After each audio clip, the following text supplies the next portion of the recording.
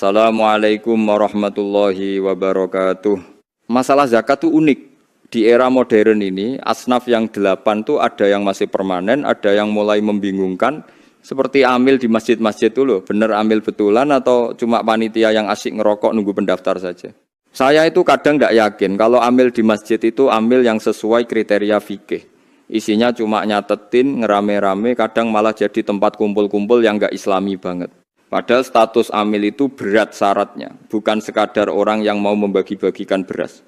Sering ada yang tanya, Gus, zakat itu lebih baik dikasihkan panitia masjid atau langsung sendiri?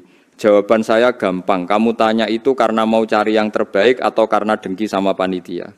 Kalau dengki mending kasih ke masjid saja buat lawan rasa dengkimu itu. Tapi secara objektif, begini, misal saya punya uang 1 juta, lalu ada ponakan saya yang miskin. Ponakan itu kan bukan tanggungan wajib saya seperti anak istri.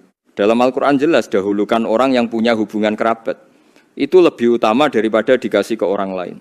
Bayangkan kalau 1 juta itu dikasih ke panitia masjid, dibagi satu kampung. Ponakan saya mungkin cuma dapat 10.000. Nggak cukup buat beli beras. Tapi kalau saya kasihkan langsung, dia bisa dapat 1 juta utuh. Itu namanya pemberian yang kemoto atau terlihat manfaatnya.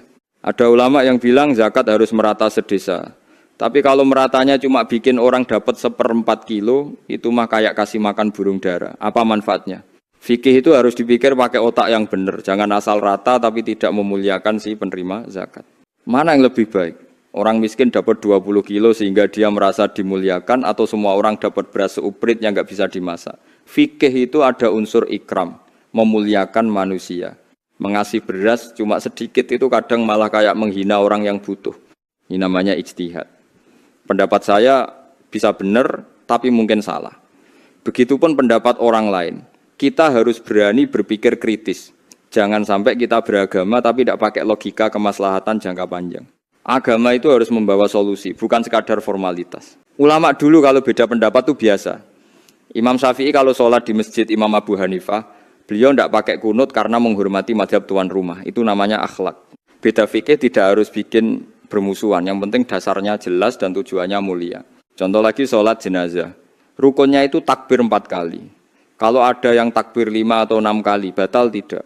Sebagian bilang batal karena nambah rukun, sebagian bilang tidak karena itu zikir. Begitulah indahnya khilafiyah, asal jangan debat karena masalah uang saja. Ada lagi soal salam, begitu imam salam pertama, dia sudah keluar dari sholat. Kalau makmum kelamaan nunggu imam salam kedua, ada ulama yang bilang sholat makmum batal karena menggantungkan diri pada orang yang sudah tidak sholat. Masuk akal kan logika fikih seperti ini. Di pesantren saya, kalau imam salam pertama, separuh santri langsung berdiri, separuh nunggu. Saya bilang, yang berdiri itu pakai fikih, yang nunggu itu pakai akhlak. Dua-duanya benar.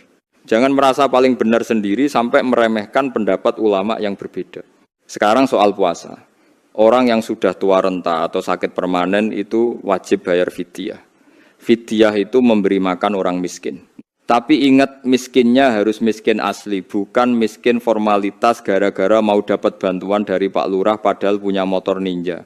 Syekh Nawawi punya pendapat unik. Beliau mengaitkan ayat fidyah dengan zakat fitrah. Logikanya, setelah perintah puasa ada perintah bertakbir. Nah, di sela-sela itu ada kewajiban harta.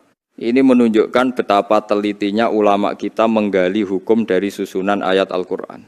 Kalau kamu masih muda tapi sakit saat Ramadan, ya jangan bayar fidyah dulu. Asumsinya nanti kamu bakal sehat lagi dan bisa mengqadha. Sakit itu kadang kafarat penggugur dosa. Kalau tidak bisa sedekah karena tidak punya uang, ya dilarikan ke sakit supaya dosanya habis. Banyak orang datang ke saya mengeluh susah, rata-rata masalah ekonomi. Saya bilang, sakit itu solusinya istighfar. Kalau enggak mau istighfar, ya Tuhan kasih sakit supaya kamu dipaksa ingat Allah. Semua yang dilakukan Allah itu pasti ada hikmahnya, jangan terus mengeluh. Nabi itu unik sama orang awam. Pernah ada orang mengaku berbuat dosa tapi bukan zina, lalu ikut sholat jamaah sama Nabi.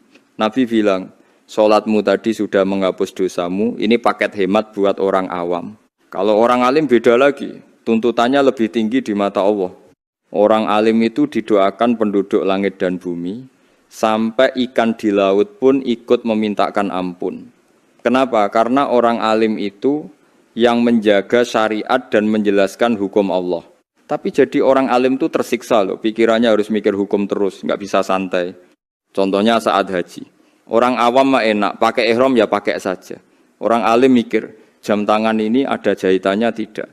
Sabuk ini kategori pakaian atau bukan. Sandal yang dipakai itu melanggar ihram tidak. Pikiran orang alim itu penuh dengan kehati-hatian hukum. Pernah saya mau tahallul di Mekah, nunggu tukang cukur. Saya mikir, sebelum dicukur biasanya disemprot pewangi. Padahal orang ihram belum tahallul nggak boleh pakai wangi-wangian. Orang awam mah cuek saja, saya yang alim ini jadi was-was sendiri mikirin hukumnya.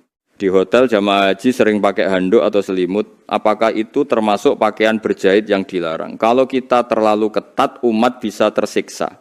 Maka kita harus pakai amalul ulama melihat bagaimana umumnya ulama bersikap supaya agama ini tidak jadi beban. Ada lagi kasus orang jual satu-satunya tanah buat haji padahal anaknya banyak dan butuh biaya. Secara fikih haji itu wajib bagi yang mampu tapi mengabaikan nafkah keluarga juga salah. Disinilah pentingnya kebijaksanaan, bukan sekadar hantam kromo pakai dalil wajib.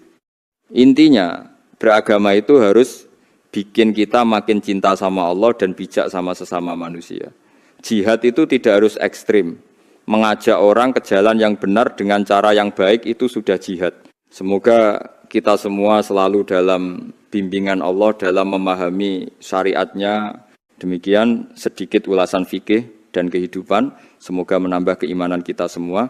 Mari kita terus belajar supaya tidak jadi orang yang gampang menyalahkan orang lain. Wassalamualaikum warahmatullahi wabarakatuh. Terima kasih banyak telah menonton, semoga bermanfaat. Dan jangan lupa subscribe, like, komen, dan share. Terima kasih.